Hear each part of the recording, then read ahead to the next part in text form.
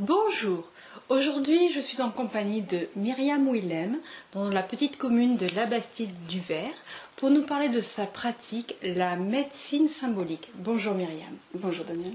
Alors Myriam, médecine symbolique, on entend médecine et symbolique.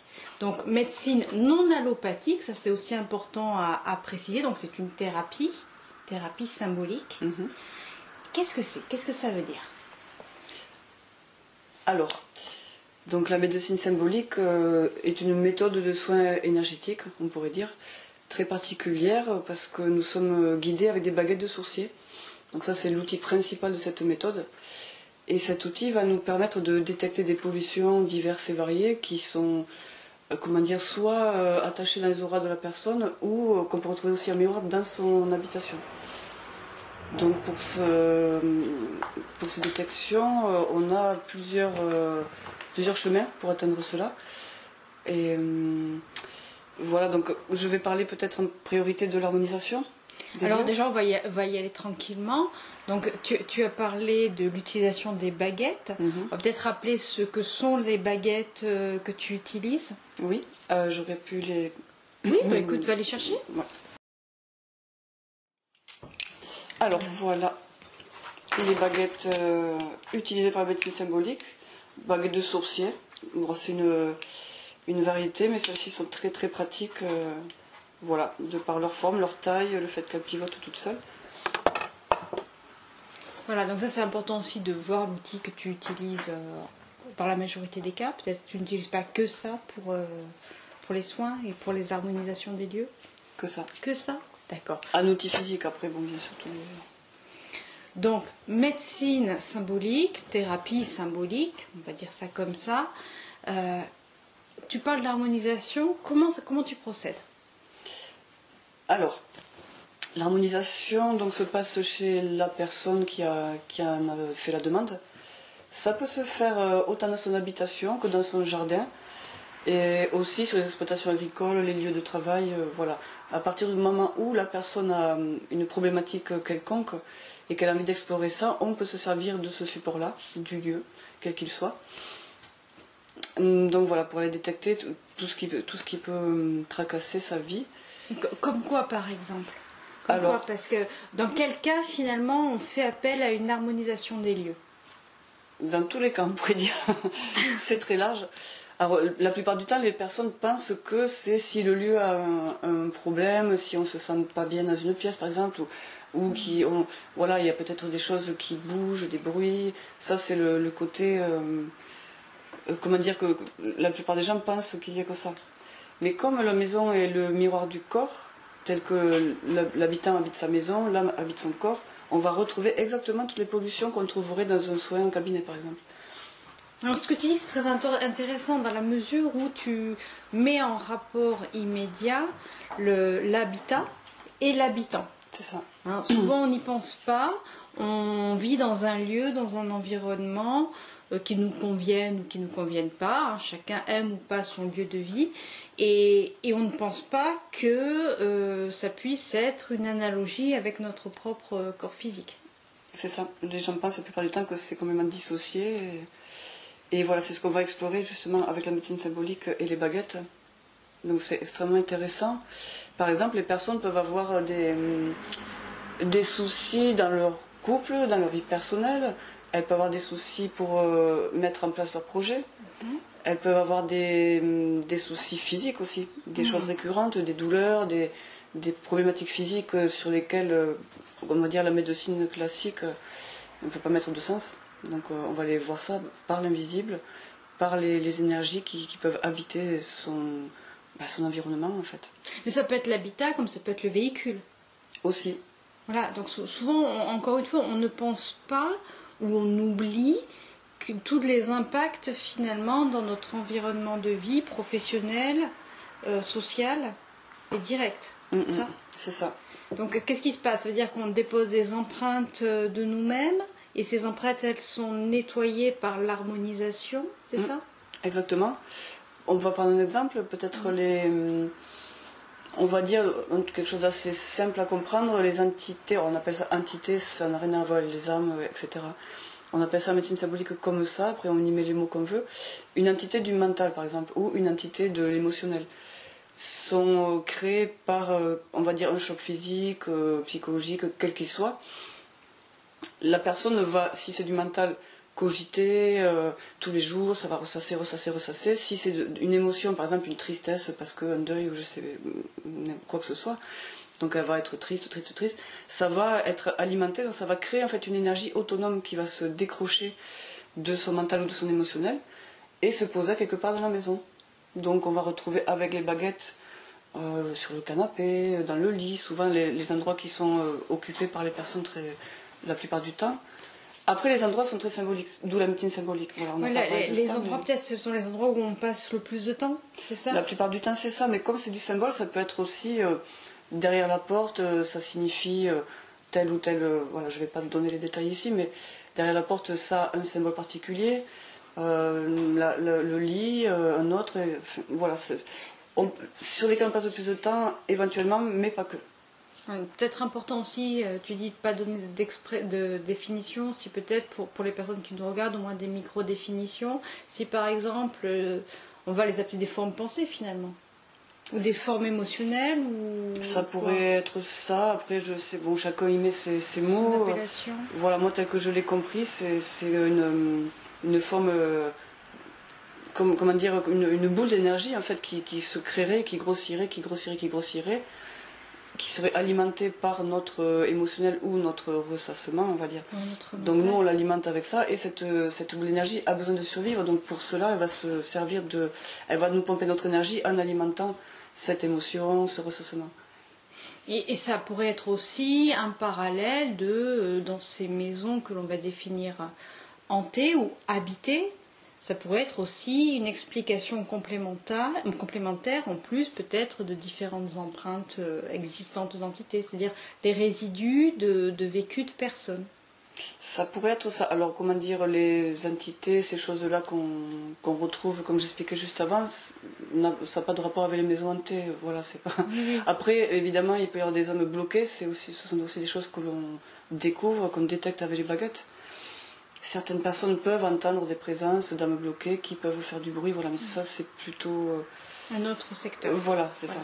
C'est un autre secteur. Là, tu es spécifique dans cette harmonisation de l'habitat ou du lieu de vie ou du véhicule, ou etc.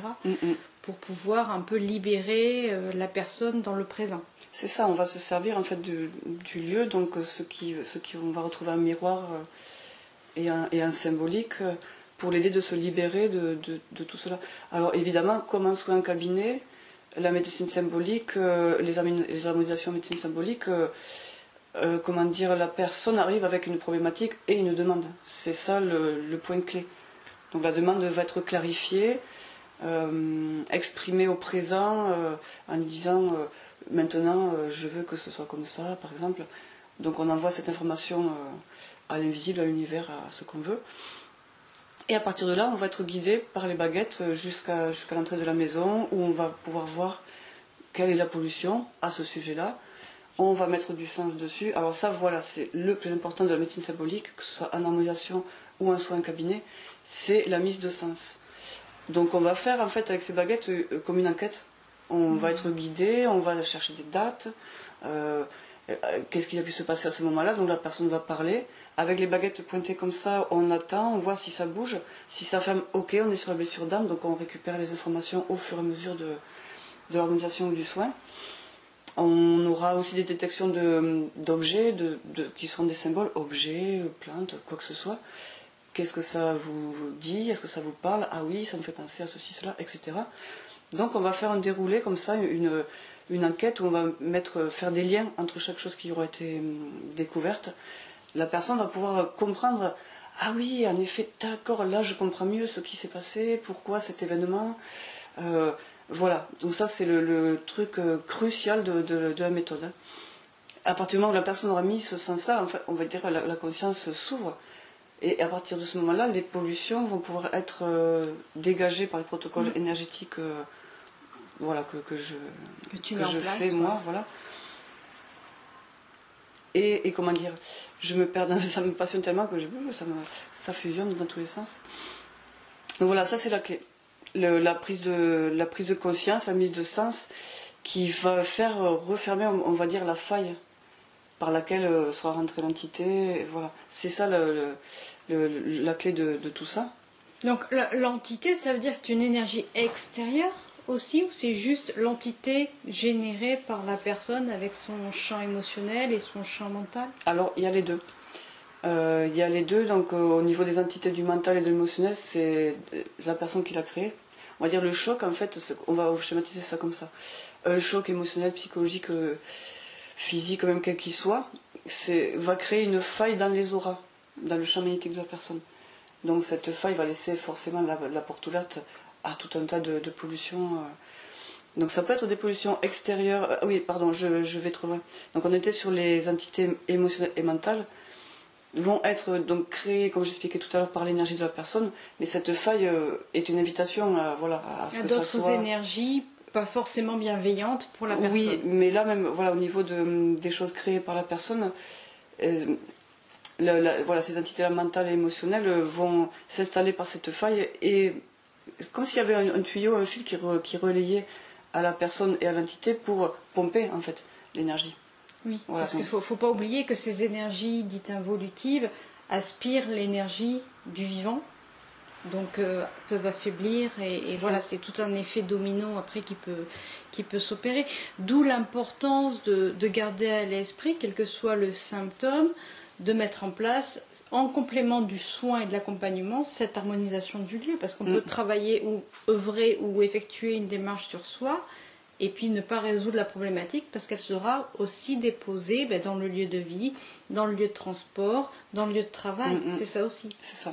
Tout est mieux. Évidemment, un soin en cabinet est très efficace, mais c'est vrai qu'on préconise quand même à la personne de faire une harmonisation en premier. En premier lieu. Voilà, disons que ça serait le plus efficace, entre guillemets. Après, les harmonisations n'ont pas le même coût que les soins cabinet. Les soins cabinet sont accessibles et tout aussi efficaces. Voilà, tout aussi efficace.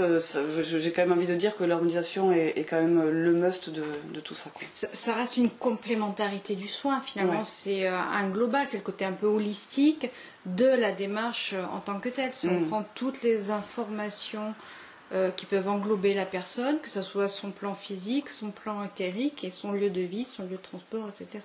C'est ça. C'est ça. C'est beaucoup plus complet en fait. Sur le lieu, voilà, on va pouvoir explorer des choses qu'on ne verra pas forcément juste sur la personne quand elle est en cabinet. Et dans le côté harmonisation des lieux, donc tu parlais tout à l'heure de lieux tels que les portes, les lits, les canapés, peut-être les lieux les plus fréquentés, où l'on dépose peut-être une énergie. Comment est-ce qu'on pourrait le transmettre dans l'image, dans la communication aux personnes qui nous regardent? Quelles pourraient être ces énergies? C'est des énergies de tristesse, des énergies de colère, c'est toutes ces énergies? Voilà, en fonction de l'émotion, si on est sur le plan émotionnel qui aura été créé par le choc, voilà, par la problématique, par le traumatisme, ça peut être, voilà, si c'est l'émotion, mais la peur, la colère, la tristesse, toutes les émotions connues. Au niveau du mental, une croyance limitante, un ressassement, donc chacune aura sa couleur en fait, et alimentera donc l'émotion ou la croyance limitante en fonction de ce qu'elle a été lors de la création. Ok. Donc il y a l'harmonisation du lieu et aussi après l'harmonisation de la personne, ce que tu vas définir en tant que soin. On peut dire ça, oui. Donc on appelle ça des soins cabinet. Ça se passe de la même manière, à quelque chose de près, c'est-à-dire qu'on a toujours les baguettes, la personne va parler de sa problématique, on va exposer une demande claire, et puis on se laisse guider. Alors ça aussi je précise pour l'harmonisation, c'est la même chose, c'est ça qui est magique, on se laisse guider. Je ne sais absolument pas ce qui va se passer, on prend les baguettes et on voit. Donc en fonction de voilà, si elles battent, si elles tournent, de ce qu'on va voir, de la détection en fait de la baguette, on va savoir sur quel soin on tombe. Donc un cabinet, On a plusieurs soins différents. Les plus classiques, on va dire, ce sont les soins sur les nœuds émotionnels. Donc, entité de l'émotion, la même chose qu'on trouve à la maison, entité de l'émotion, c'est ça. Donc, on va détecter, sur tel organe, souvent avec le symbole aussi de l'organe, qu'est-ce qu'il y a, à quel endroit ça rentre, qu'est-ce qui s'est passé, on date, on fait l'enquête, etc., etc. On a les entités du mental également. Les soins de lignée, alors ça c'est 90% de tous les soins en fait qui se présentent quand les personnes viennent en cabinet. C'est quoi le soin de lignée? Alors le soin de lignée, c'est par rapport au transgénérationnel, donc on va retrouver sur telle ou telle génération, on va rechercher en tout cas, sur quelle génération, quelle personne, qu'est-ce qui a pu se passer. En général, c'est des chocs, des traumatismes vécus par un ancêtre qui n'aura pas été réglé et qui va se transmettre de génération en génération. Alors sur certaines générations, ça va passer crème comme ça, mais ça peut se retrouver sur la prochaine, la 6e, la 7e. Par exemple, en complément d'un travail en transgénérationnel, on peut mettre en place une harmonisation donc, de l'être, ou des soins par harmonisation qui permettent de rééquilibrer. Parce que des fois, on mentalise quelque chose, on prend conscience de quelque chose, mais on ne résout pas forcément le problème. Et là, tu expliques que ça peut compléter la résolution du problème. Oui. Alors voilà, ce qui est aussi excellent de cette méthode, on appelle ça la médecine de l'âme. Enfin, la médecine symbolique est appelée la médecine de l'âme. Donc on a la médecine de l'esprit, la psychologie, etc. Tout ça qui nous aide à mettre du sens. Pour la médecine allopathique qui va agir sur la matière, sur le corps évidemment. Mais tout ça ne permet pas d'aller décrocher les pollutions en fait, énergétiques. Et c'est là que cette méthode est vraiment, vraiment incroyable parce qu'il y a la mise de sens, la prise de conscience de la personne et ensuite les protocoles énergétiques qui permettent de dégager ces pollutions. Donc de libérer la personne et lui permettre d'avancer plus rapidement. Donc à un soin, 2 soins, on élimine parfois des problématiques que les personnes traînent depuis des années et des années, malgré d'autres... Bon, je ne dis pas que c'est la panacée, mais vraiment, voilà, pour l'avoir vécu moi-même, avoir essayé tout un tas de méthodes, de psychothérapie, de ceci, de cela, j'étais vraiment bluffée par cette efficacité. Oui, ce qui est intéressant quand même de rappeler, c'est ce côté global des différentes thérapies qui peuvent exister pour pouvoir résoudre ou se libérer d'une problématique. Il est important de garder l'esprit de ce côté global, de ne pas minimiser un accompagnement thérapeutique par rapport à un autre. Chacun va trouver la démarche qui va lui convenir, que ce soit le côté psychothérapie, peut-être plus énergétique ou plus allopathique, mais c'est important de garder à l'esprit que toutes ces thérapies, finalement, quelle que soit la pratique, elles sont là aussi pour se compléter les unes les autres, pour apporter des solutions le plus stable et le plus pérenne pour la personne. C'est ça aussi qui est intéressant à observer là, derrière cette approche. Est-ce que tu accepterais de nous donner un exemple avec peut-être Amaya qui est présente avec nous, juste voir avec les baguettes si Amaya a peut-être des pollutions sur elle, et voir que les personnes qui nous regardent puissent voir un peu concrètement comment ça marche. On peut faire un petit exemple de soin. Alors, est-ce que tu aurais une demande, quelque chose qui te tracasse n'importe où que tu veux, je bouge. Alors, est-ce que j'ai une demande par exemple, j'ai mal, j'ai une tendinite là, est-ce que ça peut être une bonne question? Oui, bien sûr. Ok. Donc, tu aimerais que ça s'arrête, j'imagine? Oui, je veux bien. Oui. Après, c'est ça, souvent pour les problèmes physiques, les personnes disent j'aimerais comprendre pourquoi j'ai ça.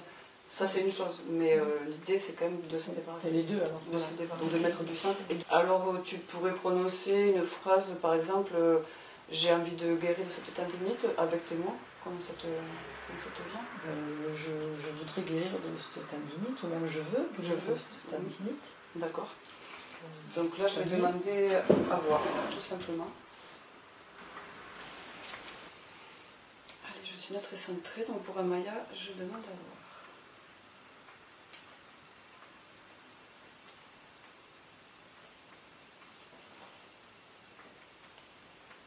Ok, donc là, ça me fait un signalement. Je vérifie. Je dis que je déplace tous les nœuds émotionnels et je les tiens ici. Je vérifie, donc je demande d'avoir le signal. Ça y va. Et voilà, ça me confirme. Donc là, ça me confirme que c'est bien ça. Donc on est sur un nœud émotionnel. Je vais commencer à demander à voir par où ça rentre. Ou peut-être d'abord t'expliquer ce qu'est un nœud émotionnel. Tu connais? Enfin, tu vois à peu près? Oui, je sais l'expliquer pour les personnes qui oui, ouais. Alors, un nœud, on dit un nœud, c'est aussi comme un nœud NE, un nom à la vie. Alors peut-être qu'à un moment donné, il s'est passé quelque chose comme ça, où on dit non à quelque chose et ça crée une... voilà, crac. Comment ça se manifeste? Donc, c'est une énergie que tu aurais créée au moment du traumatisme, créée par l'émotion qui s'est générée après ce traumatisme, et qui s'est installée, engrammée à quelque part dans ton corps, et qui a grossi, et qui t'a alimenté dans cette émotion, donc qui ne te permet pas de la dépasser. Et voilà, donc elle est là, elle t'accompagne. L'idée aujourd'hui, c'est de la détecter, que tu puisses mettre du sens déjà dessus, pourquoi elle est arrivée, et ensuite de l'inviter. Donc on va regarder par où elle rentre, parce qu'en général, ces entités-là rentrent par un organe, et selon la médecine chinoise, les 5 organes ont un rapport avec les émotions. Donc on va aller déjà voir ça, si ça peut mettre du sens. Alors je demande d'avoir par où ça rentre pour Amaya.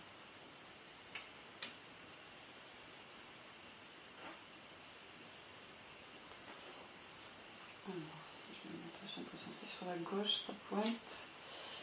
On va faire un scan, donc je pars du haut du crâne, je descends, les yeux, la bouche. Alors la gorge, la thyroïde, les poumons, le cœur. Alors je dis que je déplace, donc je déplace l'organe pour vérifier, toujours vérifier pour voilà, être sûr de où on va. Alors je dis que je déplace la rate et le pancréas, je les tiens ici, et je demande d'avoir par où ça rentre pour Amaya. Donc si ça y va, c'est bon. Donc rate, pancréas, on est sur du ressassement. Donc, émotion de ressassement, la rate est reliée aussi à l'estomac, donc quelque chose qui n'a pas été digéré, par exemple. Oui, bon, voilà. Vous voyez là les baguettes quand elles font ça, c'est qu'on est vraiment sur la... Elle est d'accord ou pas? Ah oui. Ah oui, confirme. Ah ben voilà, quand ça ferme en fait c'est la blessure d'âme. C'est comme si notre aura se rétractait, donc ça fait, ça fait ça. Donc là ça nous indique... Donc voilà, on a vu ensemble un petit peu la démarche d'un protocole de base. Alors ce qui est bon peut-être à rappeler, c'est qu'on ne peut pas tout traiter d'un coup, on ne peut pas aborder toutes les thématiques d'un coup, et qu'il est important que la personne qui vient te voir ou qui vient voir un praticien en médecine symbolique va être comme dans une médecine thérapeutique autre, va être vraiment de cette démarche d'avoir une identification de problématique. C'est ça qui est important. Oui. Comment dire? Oui, dans tous les cas, on ne va pas tout traiter d'un coup. Et de toute façon, si la personne vient aujourd'hui pour un tel sujet, c'est que c'est ce sujet-là qui est prioritaire à dépasser. Donc voilà, la plupart des gens maintenant dans le bien-être connaissent un petit peu dans les thérapies cette histoire de l'oignon, des pelures. Donc à chaque fois, ou moi j'appelle ça aussi, j'aime bien la référence du tas de crêpes. On arrive avec un tas de crêpes comme ça et... Ce qui est bien, c'est la chandeleur. Mais voilà. Donc aujourd'hui, par exemple, on va traiter tel sujet parce qu'aujourd'hui, c'est ça qui me préoccupe. J'en ai marre de ne pas avancer ou j'ai telle douleur, etc. On va aller détecter telle pollution, on va aller dégager tout ça, mettre du sens. On enlève une crêpe. Ok, mais dessous, il y a encore des crêpes. Donc les mois passent, voire les années, ou juste quelques semaines, ça dépendra de la disposition de la personne et de sa motivation à évoluer, à aller bien.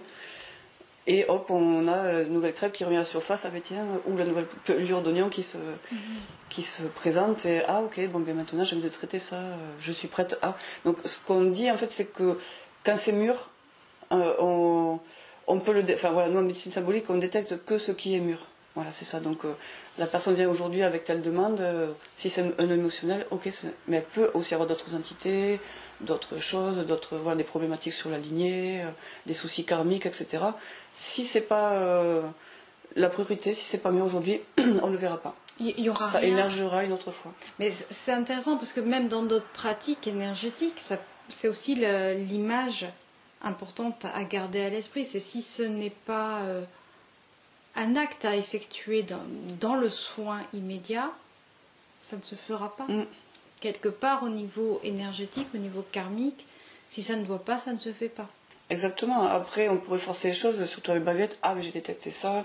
Ok, j'ai les protocoles, je nettoie, mais ça reviendra. En fait, la pollution revient. Moi, ce que j'ai trouvé vraiment génial dans cette pratique-là, c'est que on fait pas comme ça en mode free, tout et n'importe quoi. On demande aussi l'autorisation déjà du lieu, de la personne, à l'invisible, ou on l'appelle comme on veut, en tout cas aux énergies qui nous entourent, pour que les choses soient justes. En fait, sinon, n'importe qui pourrait faire tout un tas de n'importe quoi, n'importe où. Voilà, c'est ça aussi. C'est pour ça que souvent on fait attention dans ce qu'on transmet.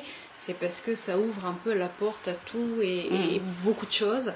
Et puis en fonction de dans quelle main ça va être, il peut y avoir des énergies qui peuvent bouger involontairement. Encore une fois, hein, je ne mets pas tout dans le négatif non plus, mais des fois on croit bien faire, puis on fait quelque chose de travers. C'est ça, on maîtrise pas tout dans ce monde-là. Tu proposes également des constellations symboliques. Oui. Alors c'est quoi la constellation ? On connaît la constellation familiale, mais la constellation symbolique. On entend le mot symbole quand même, on entend quand même toute la définition derrière que tu as posée.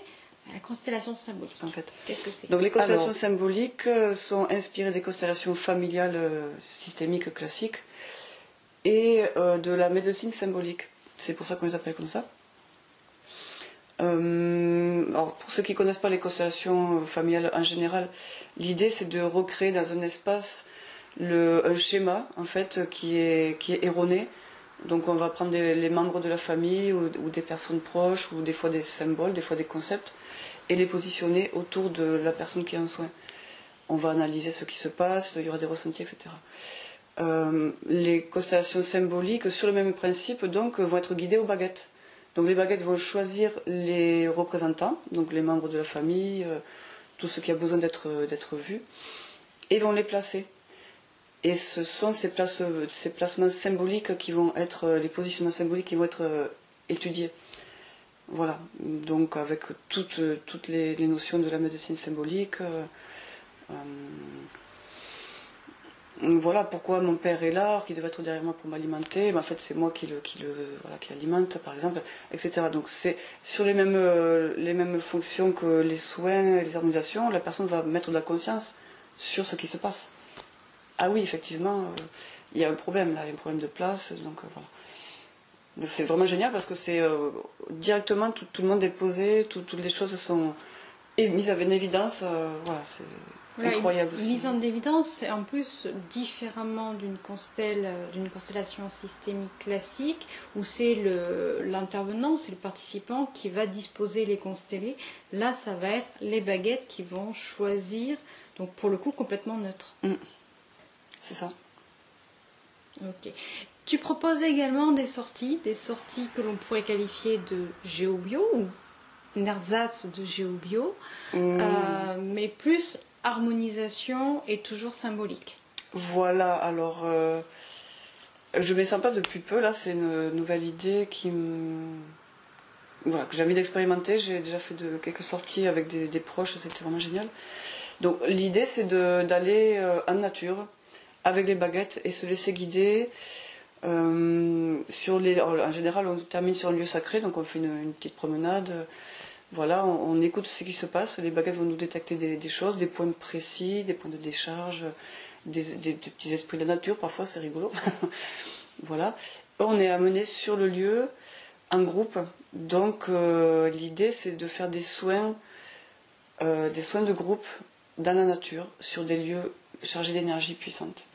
Et là, je fais ça sur le thème des éléments, donc des 5 éléments, toujours inspirés de la médecine chinoise. Donc voilà, sorti sur l'élémentaire, eau, bois, etc.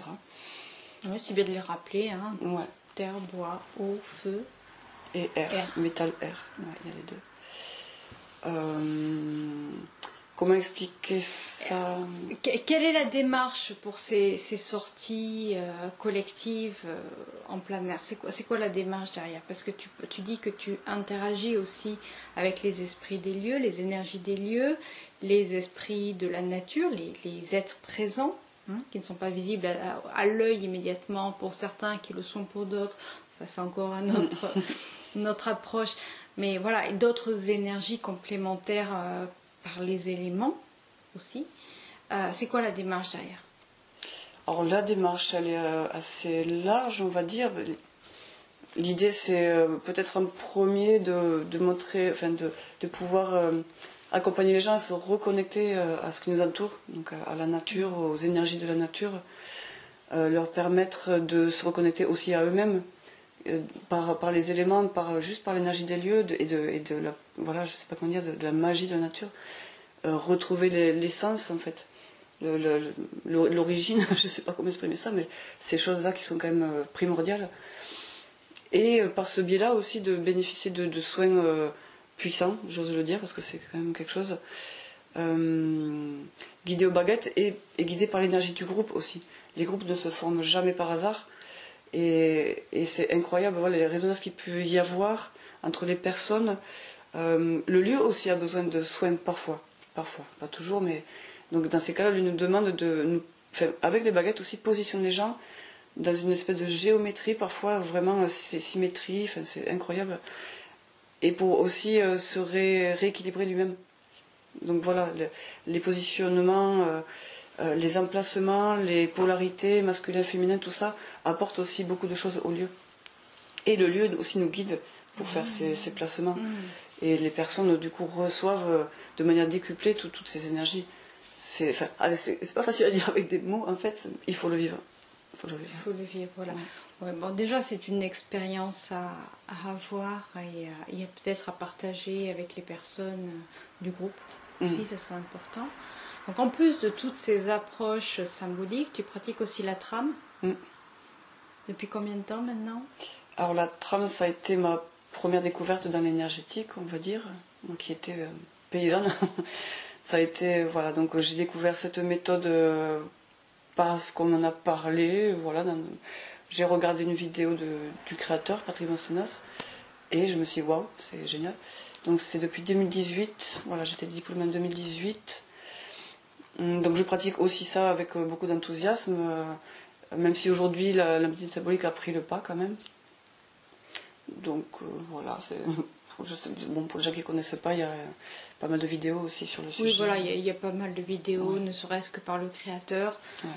On peut trouver beaucoup d'informations, ne serait-ce que sur le site de latrame.fr. Hein, c'est tout aussi simple et ça va plus vite, puisqu'aujourd'hui le sujet était quand même la médecine symbolique et ton approche aussi, parce que je suppose que d'un praticien à une autre, l'approche est complètement différente, parce que ça va dépendre de ta sensibilité, peut-être de la vibration qui va plus te correspondre, plus qu'à un autre praticien, comme dans toutes les pratiques énergétiques. De toute façon, on peut avoir une formation globale, mais chacun va y mettre ce qu'il est, en plus. Oui. C'est ça exactement, donc, et même au niveau, je voulais dire tout à l'heure, de toutes les pratiques qui existent, c'est génial. On pourrait dire il y en a trop, il y a trop de thérapeutes, mais non, parce que justement, il y en a pour tout le monde. Il y a des méthodes qui pourraient ne pas nous parler, et puis dans une méthode qui nous parle, des thérapeutes qui pourraient ne pas du tout nous correspondre. Donc moi je trouve ça vraiment, cette diversité très très très enrichissante, quoi. Il y a de la place pour tout le monde, et chaque personne peut s'y retrouver. Et a la chance justement de pouvoir trouver la thérapie, la méthode qui lui correspond. Voilà, je suis complètement d'accord avec toi pour le coup. C'est aussi pour la raison de cette chaîne. Hein, c'est rappeler que non, il n'y a pas de trop de thérapeutes comme on a pu entendre dans certaines circonstances. Non, ce n'est pas une tare non plus, parce que certains vivent. Et ça, c'est important aussi de le poser. Certains thérapeutes vivent leur position dans une difficulté, parce que financièrement pour beaucoup c'est compliqué aussi, se retrouvent dans des situations de démarches, d'accompagnement, d'aide dans d'autres services, services administratifs ou autres. C'est rappeler que c'est aussi des professions de cœur et des professions de foi. Et ça, c'est important. Et non, il n'y a pas plus de... Non, il n'y a pas trop de thérapeutes, il n'y a pas trop de boulangers, il n'y a pas trop de coiffeurs, il n'y a pas trop... Voilà, il n'y a pas trop de maraîchers, voilà, il n'y a pas trop. Il n'y a pas trop. C'est important de garder cette notion du collectif, du collaboratif et du vivant derrière tout ça. Voilà. Merci de le rappeler aussi. Mais c'est ça, c'est nécessaire à rappeler parce que aujourd'hui, on est quand même à l'ère du virtuel, on est à l'ère du numérique, on est à l'ère du métallique, on est à l'ère de l'illusoire. Et finalement, toutes ces pratiques et toutes ces approches professionnelles ne sont pas illusoires, elles sont dans une réalité bien définie qui est toujours au service du vivant. Et pas au service de l'humain, mais au service du vivant. Ça, c'est important aussi à rappeler le vivant dans son côté global, parce que nous ne sommes rien sans les végétaux, sans les animaux, nous ne sommes rien sans les océans, voilà. Nous ne sommes rien sans tous ces éléments qui collaborent et qui font notre environnement. Bien, en tout cas, merci infiniment Myriam. Merci à toi Maya de t'être prêtée au rôle de cobaye. Avec plaisir. Alors, je rappelle, Myriam, on peut te trouver au cabinet pluridisciplinaire de Prayssac dans le Lot. Oui, alors il s'appelle cabinet bien-être Prayssac. On n'est pas dans la maison médicale. Voilà, pas. pour les Lotois. Sinon, de toute façon, tous les liens seront en barre de description sous la vidéo si vous n'êtes pas Lotois et que vous souhaitez expérimenter la médecine symbolique avec Myriam. Et voilà. Merci infiniment Myriam, merci à Maya. Merci à vous deux, merci beaucoup. Merci Myriam. Merci à tous et à très vite. Au revoir. Au revoir.